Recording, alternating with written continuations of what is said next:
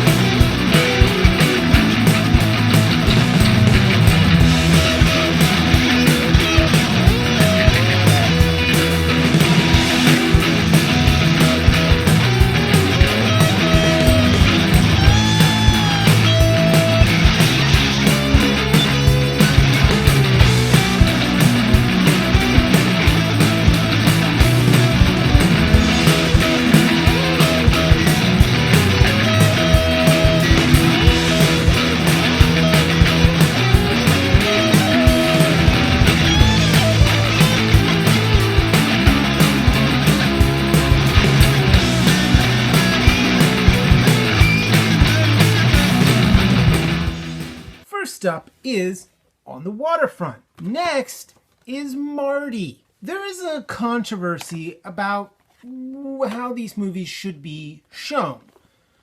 What does Criterion Collection do? Well, Criterion Collection basically released the same cut. This is not multiple different cuts of the film. These are the same three fucking films, identical. The only difference is the aspect ratio. So the Criterion Collection basically put all three of them up there. You decide. There's the 1:6:6:1, which is European widescreen. There's the 1:8:5:1, which is American flat widescreen. And there's 1:3:3, which is an open matte academic ratio. What did Kino Lober decide to do? Well, Kino Lober decided to put it in a 1:3:3:1 aspect ratio, which they claim is the full frame. It's a non-cropped edition. And they also put absolutely no special features into this, nor do they tout whether it's a new transfer or whatever. Kino Lober does not even bother to put subtitles. From 1954, from director Elia Kazan to Delbert Mann's Marty, back-to-back Best Picture winners, Criterion Collection versus Kino Lober. Kino Lober is supposed to be better. They put out classic movies, but they're too fucking cheap to put a movie that won, as they touted on the back, 4 fucking Academy Awards, no subtitles. Okay? Now, this movie was put out on DVD, and the DVD had subtitles, but fuck this. Okay? So this is a very expensive release. Very expensive. A brand new 4K digital restoration, HD, a DTS HD master audio commentary, new conversations between filmmakers Martin Scorsese and critic Ken Jones, Elia Kazan, an outsider, an hour-long documentary, a new documentary on the making of the film featuring interviews with scholar Leo Brody, critic David Thomas, and others, new interviews with actor Yves Saint Marie, interviews with director Elia Kazan from 2001, Contender, Mastering the Method, a 2001 documentary on the film's most famous scene, new interviews with longshoreman Thomas Hanley, an actor in the film, new interviews with author James D. Fisher about the real-life people and places in the film, and a visual essay on Leonard Bernstein's score, and also a visual essay on the aspect ratio, a trailer. Now, the second disc only has the two alternate aspect ratio presentations of it, but that's what you get on the Criterion Collection. Okay, let's read. Nothing. How many fucking pennies do you save by not putting a subtitle track on this? So if you've never seen On the Waterfront, Marlon Brando plays a ex-boxer, kind of like Rocky, because Rocky is also working for a kind of gangster guy, although the gangster is not a fucking piece of shit like he is in here. So anyways, Marlon Brando plays a longshoreman, which is basically guys who, when boats come into the ports, they take all the shit off the boats, they unload the boats, and then the boats go back to wherever the fuck they came from or somewhere else, or sometimes they put shit on boats and then the boats go to take that somewhere else. So that's what their job is, okay? So this guy's the head of the union, and basically he's kind of a gangster, and he's basically taking money, and he's got this other asshole who be like, if you don't borrow money from me, that I'm going to charge you like high interest on, then you don't work. So in order to work, you got to borrow money. But as you're borrowing money, I'm taking money away from you. So it's a whole bullshit. It's a racket. It's a whole racket thing. And so anyways, these investigators are trying to come down on him. And basically, the gangster guy who's like the head of the union is killing everybody. He's just fucking throwing people off buildings. He's dumping whiskey, like big crates of whiskey on people. He just, anybody who goes against him, he just fucking kills. And Marlon Brando is like, in the beginning of the movie, he sort of unwillingly participates in getting a guy chucked off the roof. And then the rest of the movie is Marlon Brando basically trying to fuck this guy's sister. It's an amazing, amazing movie. And of course, Rob Steiger plays his brother, Charlie, who's a part of the Longshoremen's racket thing. And Marty is equally amazing. And it's probably one of my favorite films of all time.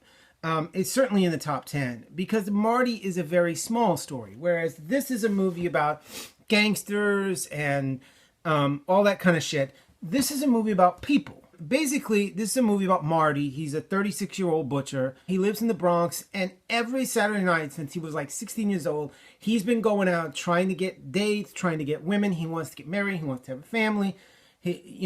So since he was like 15, 16 years old, he's been trying to find someone to care about him other than his mother and his family, right? And he has just been, because he's overweight, because he's just a butcher, because he's not good looking, because of whatever, he's faced a tremendous amount of rejection. Rejection it's painful, and so he's just like to the point where he's just like ready to give up. He's ready to throw in the towel and just be a confirmed bachelor for the rest of his life, live with his mother and her sister who's moving in with them, and just say, fuck it.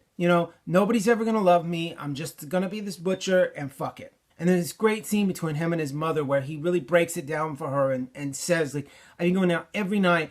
You keep asking me. And everybody is like, when are you going to get married? When are you going to get married? And he's just like, you think I don't want to? I can't find someone who also wants that but with me. And he goes to this reluctantly with his friend. He goes to this dance. And so he goes to this dance. And while he's there, he meets this girl played by Betsy Blair, who's supposed to be like, plain Jane, and everybody calls her a dog, and she's not smoking hot, even though at the time she was married to Gene Kelly, but whatever. What happens throughout the rest of the movie is his family, his mother, his friends, everybody around him starts to realize how much they've kind of come to depend on Marty being a single guy. And even though his friend is constantly going like, we got to get out there, we got to find dates, we got to find girls, his friend knows that the second Marty gets married, he's the last man standing. He's the last single guy. All of his male friends are now married, and he has nobody to be his wingman. He has nobody to go out with and try and pick up chicks, so he's kind of on his own. His mother is terrified that she is going to be basically left behind because she's a widow, and she only has her sister, and all of these things. And so basically, the next day, they just shit on this girl like nobody's business. And it really deals with Marty kind of like trying to like, he cares about his mother, he cares about his friends, and they're sort of persuading him, and he almost, you don't know if he's going to have the realization of like, fuck you people. If you don't want me to be happy, then fuck you in the face. Ernest Borgnine in this movie, you immediately like this guy and you immediately want all the best possible things to happen to him. Was written by Paddy Chayefsky, one of the greatest writers of the 20th century. I didn't expect this movie to look like the greatest thing in the world, okay? But the fact that they couldn't also be like, oh, and how much to do a subtitle track? And you're supposed to be a company that's promoting classic movies. To who? Only the people that can hear. I know a lot of people shit on the Criterion collection. They shit on it because their discs are incredibly expensive. I get it. This is a $50 Blu-ray movie. If you bought this brand new without the Criterion sale, this is $50. I get it. I get it. But you know what you get for $50? All these fucking special features and a subtitle track. You know what you get when you have companies that don't put that kind of... You get this bullshit. Now, I will say this. If you're thinking about buying Marty and you have perfect hearing, and you're like, man, I don't need a subtitle track. This movie is amazing. It's 100% amazing. And it actually looked really good on Blu-ray. It's kind of depressing that they couldn't do a little more for this classic movie. But there it is, 2 movies, back-to-back Best Picture winners, and it's why the Criterion Collection is the Criterion Collection, and why Kino Lober can suck it. Space, bitches.